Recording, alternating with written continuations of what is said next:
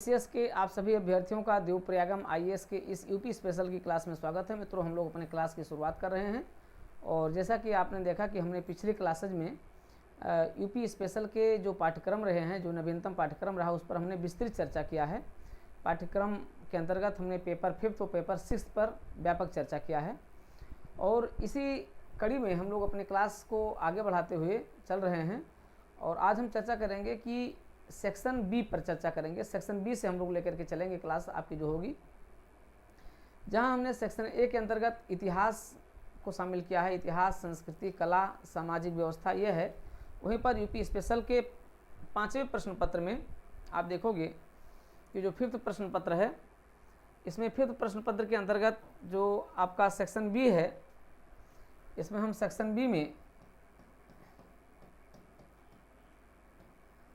Section B के अंतर्गत हम देखेंगे कि जो आपका शासन प्रशासन की यूनिट है, उसमें यूनिट 6 से शुरुआत हो रही है, जिसमें उत्तर प्रदेश का पॉलिटिकल सिस्टम सबसे पहले आता है। उत्तर प्रदेश का पॉलिटिकल सिस्टम क्या है, तो हम लोग अपनी शुरुआत यहाँ से करेंगे। उत्तर प्रदेश के पॉलिटिकल सिस्टम से अगर आप देखेंगे, अभी आगे हम चर्चा करते हैं, देखते हैं विगत सालों के प्रश्न पत्रों को अगर हम देखें तो विगत सालों में जो प्रश्न पूछे गए हैं, यहाँ से कई प्रश्न आए हैं। नए पाठ्यक्रम के अंतर्गत नवीनतम जो पाठ्यक्रम है, उस नवीनतम पाठ्यक्रम के अंतर्गत जो आपका पहली यूनिट है वह गवर्नेंस है, गवर्नमेंट है, शासन है। अब शासन के अंतर्गत हम लोगों को अध्ययन करना है। हम अध्ययन करेंगे क्या, हम देखेंगे कि उत्तर प्रदेश में किस प्रकार की शासन प्रणाली है। उत्तर प्रदेश में संसदीय शासन प्रणाली को अपनाया गया है और वह संसदीय शासन प्रणाली जो केंद्र सरकार के स्तर पर, संघ सरकार के स्तर पर है, राज्यों के स्तर पर भी हम उसी संसदीय शासन प्रणाली को आत्मसात किए हैं। यद्यपि संसदीय शासन प्रणाली की शुरुआत को देखा जाए तो हम 1860 के बाद से देखते हैं, जब 1861 के एक्ट के अंतर्गत प्रांतों में विधायिका का गठन किया जाता है, यानी स्टेट जो काउंसिल लेकर के आई जाती है, ठीक है, लेजिस्लेटिव काउंसिल लेकर के आई जाती है, उस प्रोविंशियल लेजिस्लेटिव काउंसिल के अंतर्गत ही भारत में और भारत के प्रांतों में संसदीय शासन प्रणाली आत्मसात हो जाती है। तो हम लोग देखेंगे, वहीं से इसकी शुरुआत करेंगे। वर्तमान में देखेंगे कि जो आपके सभी 29 राज्य हैं और जो आपके 28 राज्यों और केंद्र शासित प्रदेशों, और इसमें 2 ऐसे केंद्र शासित प्रदेश हैं, बल्कि अब 3 हो गए हैं, जहां पर आपकी विधानसभा भी है, ठीक है। तो हम लोग वहां पर भी देखेंगे विधानसभा, वहां की क्या स्थिति है, और इस संसदीय शासन प्रणाली की जो केंद्र सरकार की भांति राज्यों में और संघ राज्य क्षेत्रों में प्रचलन में है, उसकी उपलब्धियां क्या क्या रही हैं, उसकी कमियां क्या क्या रही हैं। विगत 7 दशकों में अगर हम देखें, पिछले 70 सालों में अगर हम देखें, तो 70 सालों में राज्यों में संसदीय शासन प्रणाली कितनी बेहतरीन तरीके से कार्यरत रही, उसकी हम लोग विवेचना करेंगे। तो मित्रों, हम लोग सबसे पहले इसी यूनिट की शुरुआत करते हैं। यूनिट 6 में पहला टॉपिक आपका गवर्नमेंट है, गवर्नेंस है, उत्तर प्रदेश में शासन है। दूसरा टॉपिक आपका गवर्नर है, राज्यपाल है, इनके बारे में हम लोग डिटेल चर्चा करेंगे। तीसरा टॉपिक है आपका मुख्यमंत्री है, चीफ मिनिस्टर्स हैं। और आपका चौथा टॉपिक है काउंसिल ऑफ मिनिस्टर्स, स्टेट, राज्यों की मंत्रिपरिषद है, इसके बारे में चर्चा करेंगे। फिर हम चर्चा करेंगे विधानसभा की चर्चा करेंगे, लेजिस्लेटिव असेंबली की चर्चा करेंगे, और फिर हम लेजिस्लेटिव काउंसिल की चर्चा करेंगे, विधान परिषद की चर्चा करेंगे, ठीक है, राज्यों में विधान परिषद की चर्चा करेंगे। और फिर हम लोग आ जाएंगे केंद्र राज्य संबंध की चर्चा करेंगे, सेंट्रल स्टेट रिलेशन की चर्चा करेंगे, संघ राज्य संघ की चर्चा करेंगे, ठीक है। तो ये आपको जो पढ़ना है, 7 यूनिट इसके अंतर्गत है, 7 टॉपिक है इसके अंतर्गत, यानी यूनिट 6 में आपको 7 टॉपिक का अध्ययन करना है।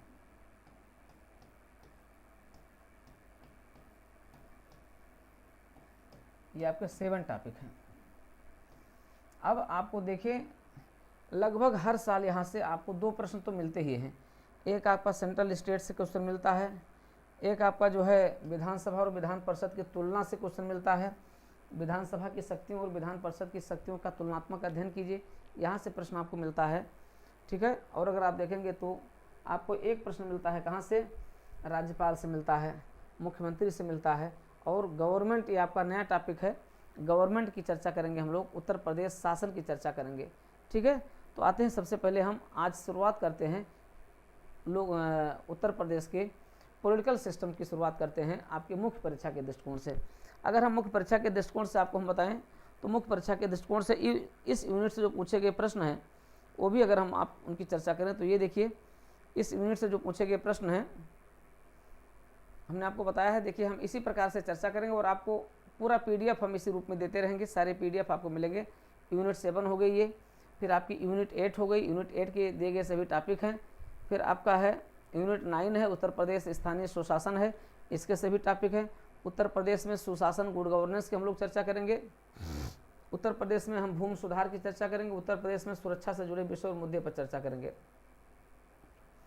फिर हम चर्चा करेंगे उत्तर प्रदेश में राज्य व्यवस्था में पूछे गए प्रश्न हैं। अब जैसे आपको बताएं 2022 में यहाँ से क्या क्या प्रश्न पूछा गया है। 2022 में आप देखोगे तो 2022 में यहाँ से जो प्रश्न पूछा गया है, देखिए वर्ष 2022 में प्रश्न पूछा गया है उत्तर प्रदेश की प्रशासनिक व्यवस्था की समस्याएं क्या क्या हैं। सबसे पहले आप देखेंगे उत्तर प्रदेश की प्रशासनिक व्यवस्था, और वही सारी समस्याएं हैं जो पूरे भारत के प्रशासनिक व्यवस्था की समस्याएं हैं, जिसमें आपका सबसे महत्वपूर्ण क्या है, लाल फीताशाही है। ठीक है, आप देख रहे हैं कि आज भी हमारी जो प्रशासनिक व्यवस्था है वो क्या है, वो परंपरागत कार्य संचालन पर बल देती है, सभी प्रकार के सुधारों का विरोध करती है। ठीक है, ऐसे सुधारों को आत्मसात नहीं करने देती है। ठीक है, आज भी भ्रष्टाचार चरम पर है। रोज़ आए दिन देखा जा रहा है कि हमारे जो IAS PCS ऑफिसर्स हैं वो क्या कर रहे हैं, वह जो टॉप मोस्ट के IAS ऑफिसर हैं उनके घर में छापे पड़ रहे हैं, उनके यहाँ नोटों की गड्डियाँ निकल रही हैं। ठीक है, उनके ऊपर भ्रष्टाचार के संबंध में कार्रवाइयाँ हो रही हैं। ठीक है, तो ये सब हम लोग यहाँ पर देखेंगे। 2022 में UP PCS में जो प्रश्न पूछा गया है उसमें एक प्रश्न यहीं से आया हुआ है, उत्तर प्रदेश के प्रशासनिक व्यवस्था की समस्याओं की चर्चा कीजिए। क्या क्या समस्याएं हैं तो हम लोग देखेंगे यहाँ की क्या क्या समस्याएं हैं, प्रशासनिक मशीनरी की क्या क्या समस्याएं हैं, प्रशासनिक एडमिनिस्ट्रेटिव सिस्टम की प्रॉब्लम्स क्या क्या हैं। राइट ये critical note on problems of administrative system of Uttar Pradesh. Uttar Pradesh की प्रशासनिक व्यवस्था की समस्याओं की पहचान कीजिए। अब यहाँ पर आपको एक डायग्राम दे करके इन समस्याओं को आपको बता देना था। जिन लोगों ने किया उनको अच्छा नंबर मिला है। प्रॉब्लम्स देख लेंगे। उसके बाद फिर कह रहा है कि प्रॉब्लम्स एवं रिफॉर्म्स, क्या क्या सुधार किए गए हैं। ठीक है, लगातार सुधार किए जा रहे हैं। E governance, good governance, tape governance लाया जा रहा है। ठीक है, आप देख रहे हैं कि RTI इस दिशा में एक महत्वपूर्ण कदम है। RTI CBC का इस दिशा में महत्वपूर्ण कदम है। इसी प्रकार से लोकायुक्त का गठन किया गया है। तो ढेर सारे रिफॉर्म्स लाए गए हैं। ठीक है, तो हम देखेंगे रिफॉर्म्स क्या क्या लाए गए हैं, इनकी हम चर्चा करेंगे। और आगामी परीक्षाओं के लिए, क्योंकि आप तैयार हो रहे हैं किससे, आप तैयार हो रहे हैं जो है UP PCS 2023 मुख्य परीक्षा के लिए, 2024 मुख्य परीक्षा के लिए, 2025 मुख्य परीक्षा के लिए। तो कम से कम आप 3 वर्ष का टारगेट रखें। आप जो हमारी ये क्लास करेंगे उस क्लास के कम से कम आगामी 3 वर्षों का आप टारगेट रखें। यानी 2023 तो आप दे ही रहे हैं, अगर नहीं दे रहे हैं तो 2024, 2025, 2026 तक का टारगेट रखें। ठीक है, 2026 तक आपके ये सारे प्रश्न जो हम चर्चा करेंगे ये बड़े ही रिलेवेंट रहेंगे, और आगामी परीक्षाओं में क्या प्रश्न पूछे जा सकते हैं उसकी भी हम यहीं पर चर्चा करते हुए आपकी एक फ्रेमिंग करा देंगे और आपको एक आइडियल आंसर भी लिखा देंगे, आपको दे देंगे। तो इस तरीके से आपका क्या हो जाएगा, कंप्लीट हो जाएगा। ठीक है, तो आलोचनात्मक, इसकी आलोचना हमें करना है यहाँ के सुधारों पर और यहाँ की समस्याओं, आलोचनात्मक टिप्पणी कीजिए। ठीक है, दूसरा प्रश्न पूछा गया है, उत्तर प्रदेश सरकार द्वारा संचालित मिशन शक्ति कार्यक्रम के उद्देश्य क्या क्या हैं। अब देखिए यहाँ पर आपको क्या करना है, उद्देश्यों के बारे में कम से कम 5-6 पॉइंट 7 पॉइंट आपको दिखा देना है।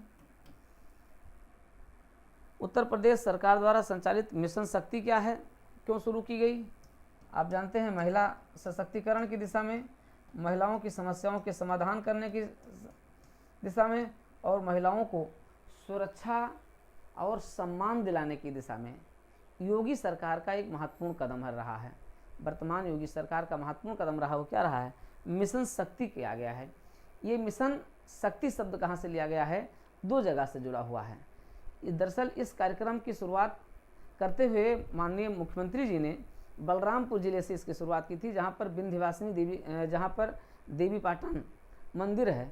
तो इस पूरे कार्यक्रम को महिलाओं को समर्पित करते हुए शक्ति की आराधना से किया गया था, शक्ति को समर्पित किया गया था। और ये कहा गया कि महिलाएं एक नवरात्र से दूसरे नवरात्र, यानी जो शारदीय नवरात्र होता है वहाँ से लेकर के वासंतिक नवरात्र जो होता है, उनके बीच जो 6 महीने का समय होता है, उस 6 महीने तक के समय को इसका टारगेट दिया गया था कि महिलाओं को सुरक्षा देने के लिए, महिलाओं को सम्मान देने के लिए इस कार्यक्रम को सघन स्तर पर संचालित किया जाए। तो उद्देश्य क्या है? महिला सशक्तिकरण है, महिलाओं को संपूर्ण सुरक्षा प्रदान करना है। ठीक है, तो इस उद्देश्य से मिशन शक्ति कार्यक्रम की शुरुआत की गई और ये अपने उद्देश्य की प्राप्ति में कहाँ तक सफल रहा है?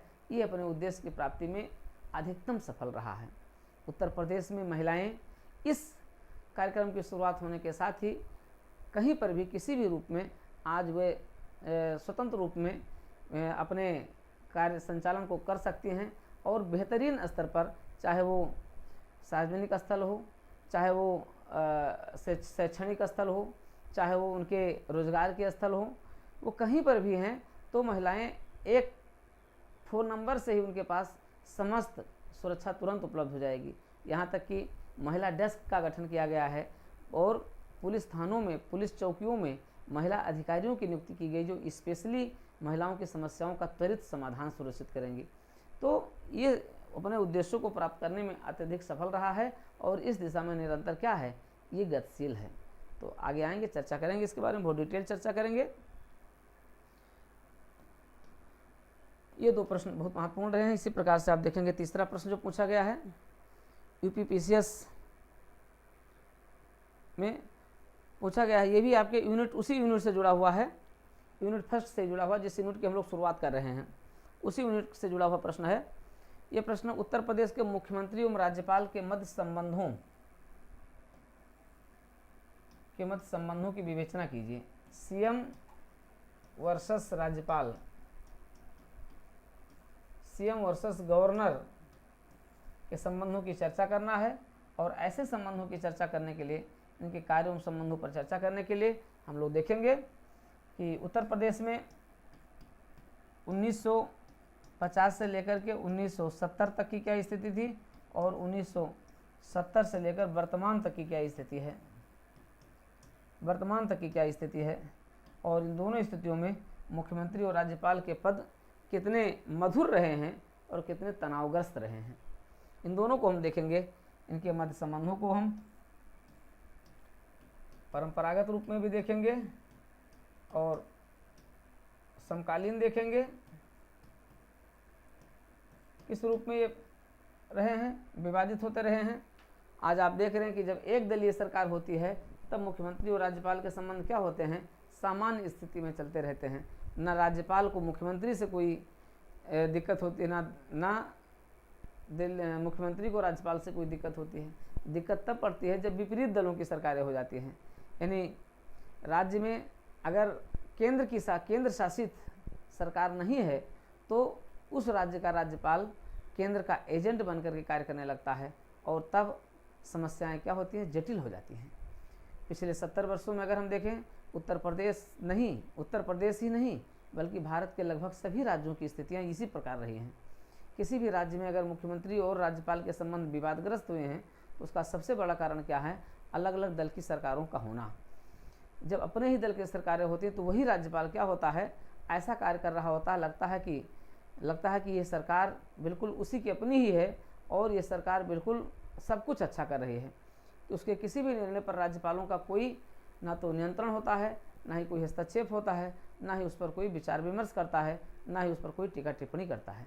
लेकिन जैसे ही विपरीत दल की सरकारें हो जाती हैं, अर्थात केंद्र में अलग सरकार है और राज्यों में अलग सरकार है, तुरंत केंद्र सरकार क्या करती है? राज्यपाल को निर्देशित करती है, या नहीं भी निर्देशित है तो राज्यपाल अपने आका को अर्थात केंद्र की सरकार को खुश करने के लिए उस राज्य की सरकार के ऊपर तरह तरह के आरोप समय समय पर लगाते रहते हैं। जैसे आपने देखा कि इसमें पश्चिम बंगाल की सरकार, पश्चिम बंगाल में बड़ा चर्चा में रहा है राज्यपाल और मुख्यमंत्री का संबंध। केरल में राज्यपाल और मुख्यमंत्री के संबंध बड़े चर्चा में रहे, बड़े विवादग्रस्त रहे हैं। इसी प्रकार से तमिलनाडु में भी राज्यपाल और मुख्यमंत्री के संबंध विवादग्रस्त रहे हैं। राजस्थान में आप देख सकते हैं, हिमाचल प्रदेश में आप देख सकते हैं। तो जहाँ जहाँ पर विपरीत दल की सरकारें हैं वहाँ पर राज्यपाल और मुख्यमंत्री के संबंध अक्सर विवाद को ही जन्म देते हैं। ठीक है, तो हम लोग देखेंगे, इसकी व्यापक विवेचना करेंगे। तो ये मित्रों यूपी पीसीएस 2022 में प्रश्न आया था, इस यूनिट का आया था, यूनिट नंबर 6 से आया था, यानी उत्तर प्रदेश के पॉलिटिकल सिस्टम से क्वेश्चन पूछा गया था। ठीक है, तो हम लोग आते हैं, देखते हैं, शुरुआत वहीं से करेंगे। पॉलिटिकल सिस्टम से ही शुरुआत करेंगे और पॉलिटिकल सिस्टम में जो भी प्रश्न पूछे गए हैं उन सारे प्रश्नों के अकॉर्डिंग ही हम उत्तर लिखेंगे। ठीक है, तो सबसे पहले उसमें जो टॉपिक आता है उत्तर प्रदेश का शासन आता है। आते हैं, देखते हैं।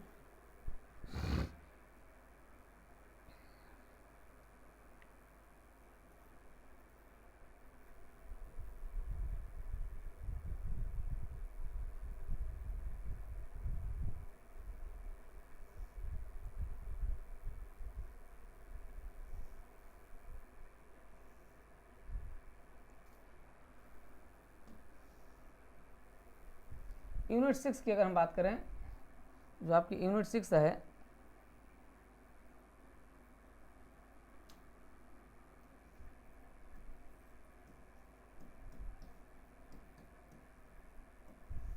यहीं से आपके शासन प्रशासन, शासन और राज्य व्यवस्था की शुरुआत होती है। तो आपका पहला टॉपिक है जो आपके पाठ्यक्रम में दिया गया है वह है उत्तर प्रदेश का शासन।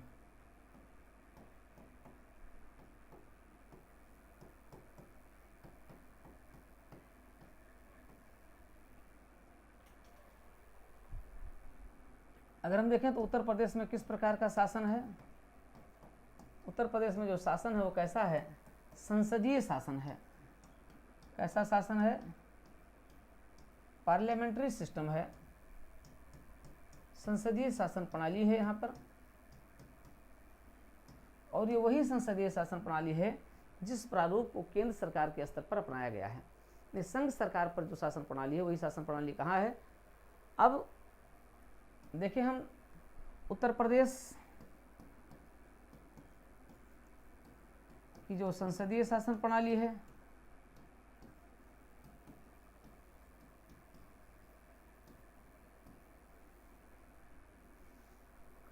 उत्तर प्रदेश की संसदीय शासन प्रणाली अगर हम देखें तो उत्तर प्रदेश ब्रिटिश काल में किस रूप में जाना जाता था, संयुक्त प्रांत के रूप में जाना जाता था। और संयुक्त प्रांत में ही क्या हुआ था, 1861 के एक्ट के अंतर्गत ही 1861 के अंतर्गत ही क्या हुआ, प्रोविंशियल लेजिस्लेटिव का प्रावधान किया गया था। ठीक है, प्रांतीय विधायिका का प्रावधान किया गया था 1861 के अंतर्गत, और इसमें प्रांतीय विधायिका का गठन किया गया था। प्रांतीय विधान परिषद इसमें कहा जाता था। उत्तर प्रदेश संयुक्त प्रांत के रूप में जाना जाता था और 1861 से ही यहाँ प्रांतीय विधान परिषद अस्तित्व में आ जाती है और तभी से ये क्या है, निरंतर गतिशील है। 1853 में सेंट्रल लेजिस्लेटिव का गठन किया गया था, केंद्रीय विधायिका का गठन किया गया था, और 1861 के एक्ट के अंतर्गत प्रांतीय विधायिका का गठन किया गया और तभी से प्रावधान किया गया। और इसी प्रावधान के तहत हम देखते हैं कि उत्तर प्रदेश में संसदीय शासन प्रणाली की शुरुआत होती है।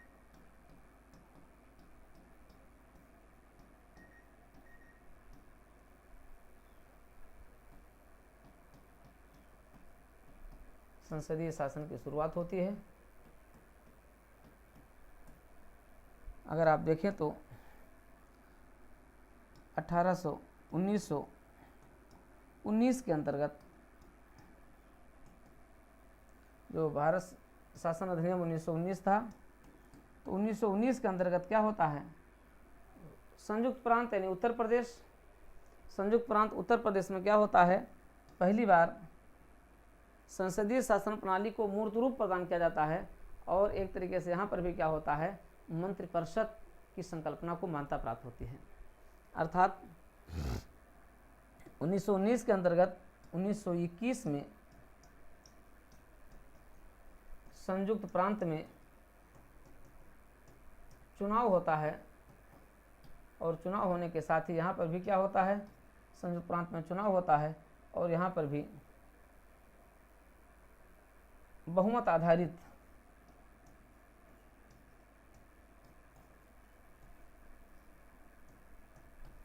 आधारित संसदीय शासन की शुरुआत होती है। संसदीय शासन की शुरुआत होती है कहाँ, 1921 के भारत शासन 1919 के भारत शासन अधिनियम के अंतर्गत 1921 से। और इसी समय अभी देखिए प्रधानमंत्री का पद नहीं आया, प्रधानमंत्री का पद आता है कब, 1947 में आता है। 15 अगस्त 1947 को प्रधानमंत्री का पद सृजित होता है, लेकिन मुख्यमंत्रियों का पद कब सृजित हो जाता है, वह 1921 में ही हो जाता है। अगर आप देखें तो 1921 में जो चुनाव होता है, इसके तहत 1923 में प्रांत सरकारें बनती हैं, तक प्रांतीय सरकारें गठित हो जाती हैं। और जब गठन होता है तो यहीं पर संयुक्त प्रांत यानी उत्तर प्रदेश में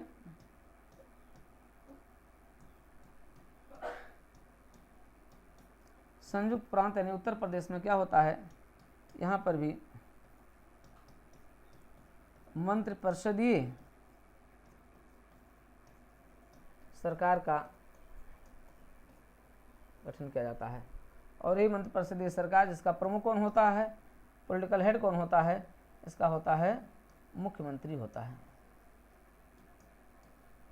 तो पॉलिटिकल हेड के रूप में मुख्यमंत्री का पद लाया जाता है कब, 1921 में लाया जाता है, 1923 से ये कार्यरत हो जाता है।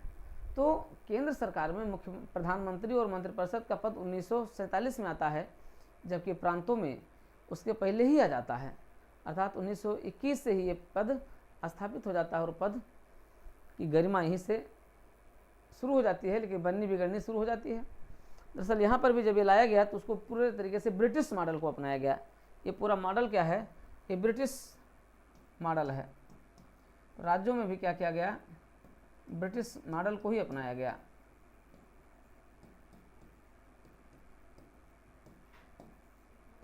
यहाँ पर भी ब्रिटिश मॉडल को अपनाया गया। फिर हम देखते हैं कि उत्तर प्रदेश में संसदीय शासन प्रणाली तेजी से आगे बढ़ती है। बहुमत आधारित ये मुख्यमंत्री और मंत्रिपरिषद कार्य करना शुरू कर देते हैं। ठीक है, तो आप जानते ही होंगे संसदीय शासन प्रणाली की विशेषता क्या होती है, एक बार हम लोग चर्चा कर लेंगे। संसदीय शासन प्रणाली वह प्रणाली होती है जिसमें बहुमत आधारित सरकार होती है, जिसमें सरकार के दो मुखिया होते हैं, एक औपचारिक मुखिया होते हैं और एक वास्तविक मुखिया होते हैं। औपचारिक जो मुखिया होते हैं वो गवर्नर होते हैं और वास्तविक जो मुखिया होते हैं वो स्वयं मुख्यमंत्री होते हैं। ठीक है, और मंत्रिपरिषद होती है। तो इस तरीके से दोहरी सरकार होती है। सरकार का जो स्वरूप होता है उसमें क्या होता है, सरकार के स्वरूप में मुख्यमंत्री नेतृत्व होता है। सरकार जो होती है वो मुख्यमंत्री नेतृत्व में कार्य करती है। तो इसको हम एक बार देख लेते हैं कि उत्तर प्रदेश में संसदीय शासन प्रणाली की क्या क्या विशेषताएं हैं। तो मित्रों क्लासेज हम लोगों की यहीं से रनिंग करेगी, यहीं से आप देखोगे कि पूरी क्लास देखोगे और यहीं पर हम देखेंगे संसदीय शासन प्रणाली की विशेषताएं देखेंगे। तो मैंने आज की इस क्लास में केवल आपको ये बताने का प्रयास किया है कि हम फर्स्ट यूनिट के अंतर्गत इस चीज़ को शामिल करेंगे। यानी हमारी जो फर्स्ट यूनिट होगी वो यहीं से शुरुआत होगी और यूपी पीसीएस मेंस के लिए यूपी स्पेशल की क्लासेस का श्री गणेश यहीं से होगा। और ये अपने आप में क्लास क्या होगी, बहुत ही शानदार रहेगी, बेजोड़ होगी। तो आप इस शानदार और बेजोड़ क्लास से ज़रूर जुड़ें, इसका लाभ उठाएं, क्योंकि ये आपके लिए आपके उचित समय पर आपका संपूर्ण मार्गदर्शन यहाँ से आपको मिलेगा, पेपर 5th में और पेपर 6th में। तो मित्रों आप इस क्लास के साथ ज़रूर जुड़ें और यूपी पीसीएस मुख्य परीक्षा 2023, 2024, 2025 या उसके आगे जो भी आपका टारगेट होगा उन सभी टारगेट को पूरी करने में ये क्लास पूरी तरीके से सक्षम और संपूर्ण रूप में होगी, जिसमें आपको पूरी क्लास मिलेगी, क्लास का नोट्स मिलेगा, आपको राइटिंग स्किल डेली दी जाएगी, आपको राइटिंग स्किल करके भेजना होगा। ठीक है, और साथ ही साथ आप इस क्लास को ऑनलाइन के साथ साथ हमारी ऑफलाइन भी आकर के हमारी कोचिंग में आप प्राप्त कर सकते हैं। ठीक है, तो आइए और आगाज़ कीजिए यूपीपीसीएस स्पेशल, यूपी स्पेशल की क्लास के लिए, जो आपका एक नवीनतम पाठ्यक्रम है। और इस नवीनतम पाठ्यक्रम को आप कमांड बना लीजिए आगे आने वाले 4-5 महीनों के अंतर्गत। ढेर सारी शुभकामनाएं, ढेर सारी मंगल कामनाएं।